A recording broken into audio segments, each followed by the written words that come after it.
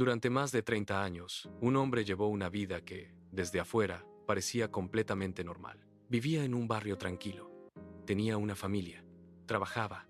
Saludaba a sus vecinos. Participaba en actividades comunitarias. Nada en su apariencia sugería que escondiera un secreto. Sin embargo, detrás de esa vida cotidiana existía otra historia que nadie imaginaba. Una historia que había comenzado décadas antes y que durante mucho tiempo mantuvo en vilo a una ciudad entera. El hombre que llevaba esa doble vida se llamaba Dennis Rader, pero durante años fue conocido por otro nombre, un nombre que él mismo eligió: BTK.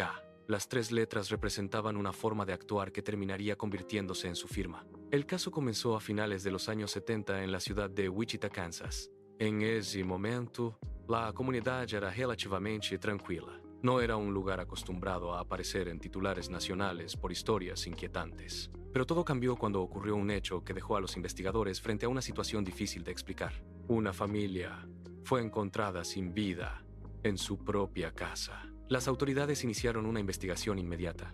En un primer momento, el caso parecía aislado. Sin embargo, poco tiempo después ocurrieron otros incidentes con características similares. Fue entonces cuando los investigadores comenzaron a considerar una posibilidad inquietante. Podía tratarse de la misma persona. Mientras la policía intentaba reconstruir lo ocurrido, apareció un elemento inesperado.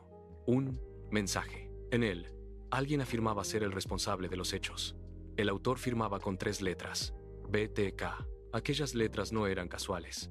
Según el propio autor, describían su forma de actuar. Pero más allá del significado, lo que llamó la atención de los investigadores fue algo diferente. La persona que había escrito ese mensaje parecía disfrutar de la atención que estaba generando. No solo quería cometer sus actos, también quería que el mundo supiera que existía. Con el paso del tiempo, comenzaron a aparecer más comunicaciones. Cartas enviadas a periódicos, mensajes dirigidos a las autoridades y declaraciones en las que el autor hablaba sobre sí mismo. Aquellas cartas tenían un tono particular.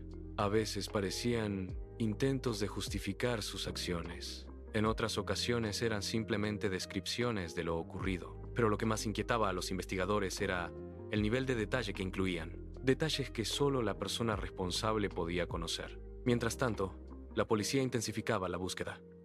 Se revisaban pistas, testimonios y posibles sospechosos. Pero había un problema.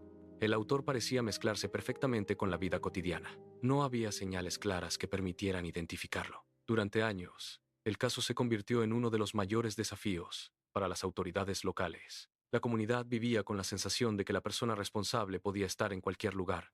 Podía ser un vecino, un compañero de trabajo, alguien que parecía completamente normal. Con el paso del tiempo, los mensajes de BTK comenzaron a espaciarse y finalmente dejaron de llegar. Durante más de una década, no hubo nuevas comunicaciones. Para muchos investigadores, el caso empezó a enfriarse. Algunos pensaban que el responsable había abandonado la ciudad. Otros creían que podía haber fallecido. La ausencia de nuevas pistas hacía cada vez más difícil avanzar. Pero la historia estaba lejos de terminar. A comienzos de los años 2000, algo inesperado ocurrió. Después de décadas de silencio, comenzaron a aparecer nuevos mensajes. BTK había vuelto a comunicarse. Las cartas incluían referencias a los hechos ocurridos en el pasado y parecían demostrar que el autor seguía atento a la investigación. Para los investigadores, aquello representaba una oportunidad.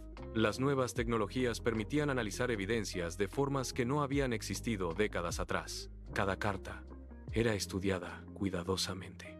Cada detalle podía ser importante. Sin embargo, el responsable seguía mostrando una gran confianza en sí mismo. En algunos mensajes incluso parecía desafiar a las autoridades. Esa confianza terminaría convirtiéndose en un error. En uno de sus mensajes, el autor preguntó a la policía si podían rastrear cierta información digital. La respuesta pública que recibió fue que no, pero en realidad, las autoridades estaban esperando exactamente ese tipo de oportunidad. Cuando el siguiente mensaje llegó, incluía un elemento que permitió rastrear su origen. Los investigadores comenzaron a seguir esa pista. Poco a poco, todas las señales empezaron a apuntar hacia una misma persona. Un hombre que vivía en la ciudad. Un hombre que tenía familia. Un hombre que participaba activamente en su iglesia y en su comunidad.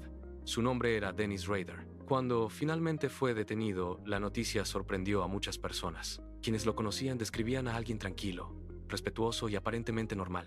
La idea de que pudiera estar vinculado con el caso BTK resultaba difícil de imaginar, pero a medida que avanzaba la investigación, comenzaron a aparecer pruebas que confirmaban la conexión, documentos, objetos y finalmente una confesión. Durante el proceso judicial, Rader describió su historia y su relación con los hechos que habían marcado a la ciudad durante décadas. El caso que había permanecido sin resolver durante tanto tiempo finalmente tenía una respuesta. Sin embargo, la pregunta que muchas personas seguían haciéndose era otra. ¿Cómo alguien pudo mantener una vida aparentemente normal durante tantos años mientras ocultaba una realidad completamente distinta?